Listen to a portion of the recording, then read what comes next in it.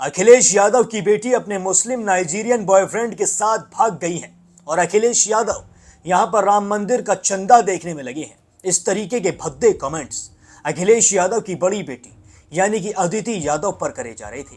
अदिति यादव की एआई से फोटो बनाकर उसके साथ एक नाइजीरियन लड़का लगाकर इस तरीके की पोस्ट की जा रही थी, जिसमें लिखा जा रहा था कि अखिलेश यादव की बेटी अपने नाइजीरियन बॉयफ्रेंड के साथ भाग गई और अखिलेश को जरा सा फर्क नहीं पड़ रहा है।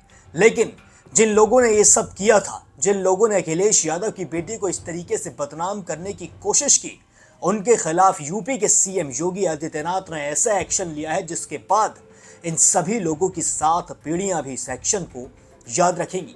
सीएम योगी आदित्यनाथ ने साबित कर दिया है कि राजनीति अपनी जगह है और बेटी का सम्मान अपनी जगह है। चाहे फिर वो अखिलेश यादव की बेटी हो या फिर देश में किसी की भी बेटी हो, वो सब के लिए इसी तरीके का एक्शन लेंगे। आदाब, नमस्कार, सत श्री अकाल, peace to be with you दोस्तों। मेरा नाम है जुनैद भाटी और आप देख रहे हैं द न्यूज फीवर।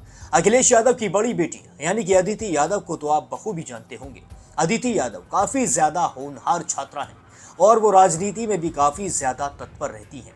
अपने माता पिता के साथ वो काफी ज्यादा दिखाई भी देती हैं। 2024 के लोकसभा चुनाव में भी अखिलेश और डिंपल यादव के साथ अदिति यादव काफी ज्यादा हाईलाइट में रही थी और तभी से अदिति यादव को लोगों ने जाना भी, तभी से अदिति यादव को लोगों ने फॉलो भी करना शुरू किया। लेकिन हाल ही के दिनों में 4 लोगों ने अदिति यादव के खिलाफ एक प्रोपेगेंडा चला रखा था, जिसमें अदिति यादव की फोटो एआई से बनाई गई और उसके साथ एक नाइजीरियन लड़का भी लगाया गया, जिसके बाद इन दोनों की फोटो एक साथ मिलाकर सोशल मीडिया पर पोस्ट कर दी और उसमें काफी ज्यादा अपमानजनक बातें भी लिखी गई।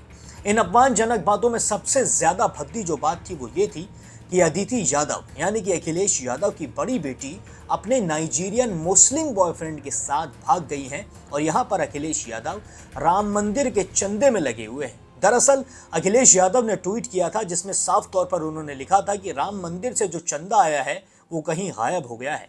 राम मंदिर के चंदे को किसी ने गबन कर लिया है, किसी ने उसे हड़प लिया है। इसी के बाद से सारी सोशल मीडिया पोस्ट वायरल होना शुरू हुई थी। लेकिन जैसे ये पोस्ट सीएम योगी आदित्यनाथ की नजरों के सामने आती है तो योगी आदित्यनाथ ने ना आओ देखा न ताओ, इन सभी के खिलाफ एक तगड़ा एक्शन भी ले लिया। हालांकि योगी आदित्यनाथ के एक्शन से पहले इन चारों के खिलाफ एफआईआर दर्ज हो चुकी थी और इस पर शिवपाल यादव भी खुलकर बोल चुके थे कि यूपी में ये सब आखिर क्या हो रहा है। जब एक पूर्व सीएम की बेटी सुरक्षित नहीं है, जब उस पर इस तरीके की टिप्पणी करी जा रही है, तो आम आदमी की बेटी उत्तर प्रदेश के अंदर कैसे सुरक्षित होगी।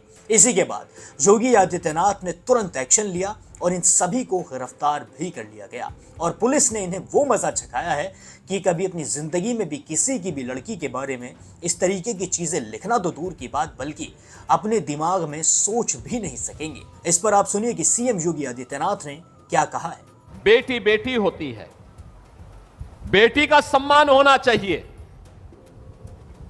मैं पिछले दिनों देख रहा था समाजवादी पार्टी के अध्यक्ष अखिलेश यादव की पुत्री के खिलाफ कुछ लोगों ने गलत टिप्पणियां की थी। जैसे मेरे संज्ञान में आया, मैंने तत्काल पुलिस से कहा, मैंने कहा इसमें एफआईआर दर्ज कराओ। बेटी के खिलाफ कोई भी अपमानजनक टिप्पणी स्वीकार्य नहीं होनी चाहिए।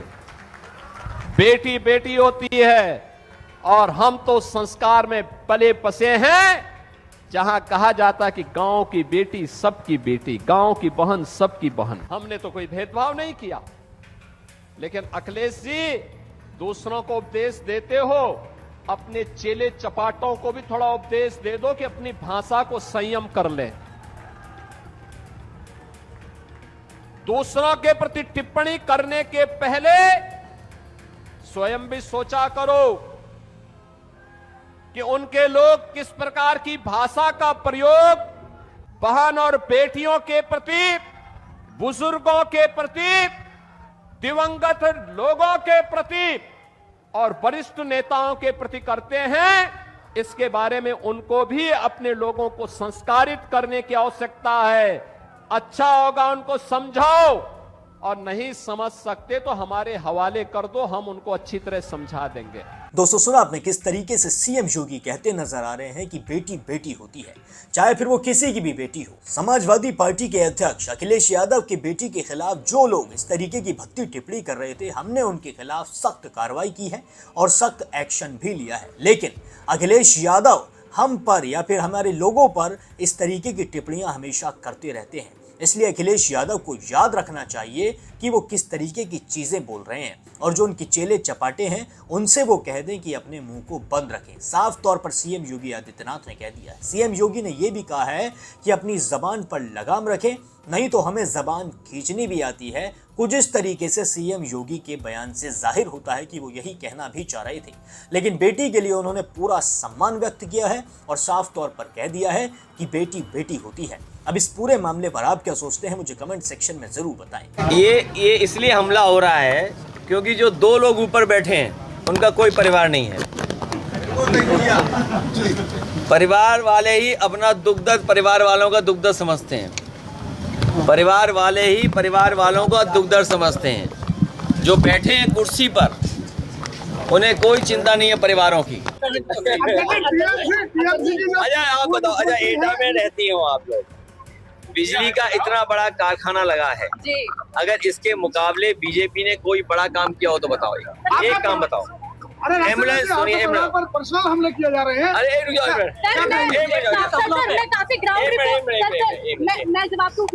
मिनट, जो एम्बुलेंस चलती थी वो एम्बुलेंस बंद कर दी।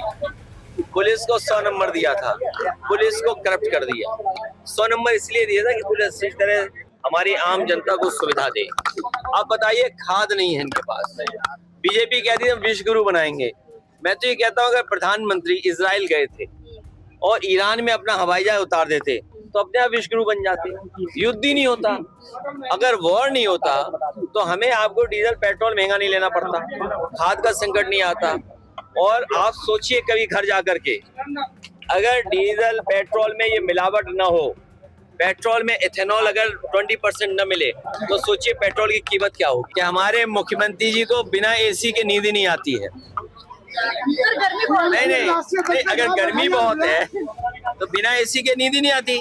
बीजेपी के लोगों को बिना एसी के नींद ही नहीं आती है।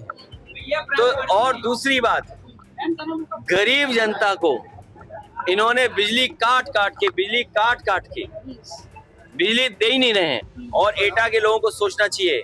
आप एटा के लोगों लंबी बातें मत करो इधर उधर की। एक मिनट, अरे शांत रहो यार, पढ़े लिखे पत्रकार। एटा में बिजली का सबसे बड़ा कारखाना समाजवादियों ने लगाया है। इस तरीके से महंगाई बढ़ रही है, डीजल पेट्रोल महंगा हो रहा है, किसान को खाद नहीं मिल रही है, सड़कों पर गौ माता घूम रही हैं और बिजली का संकट पैदा कर दिया है। बिजली महंगी है, स्मार्ट सिटी तो बने नहीं, जनता ने स्मार्ट मीटरों को फेंक दिया। बाकी और भी सारे अपडेट्स के लिए द न्यूज़ फीवर को सब्सक्राइब करना बिल्कुल भी ना भूलें।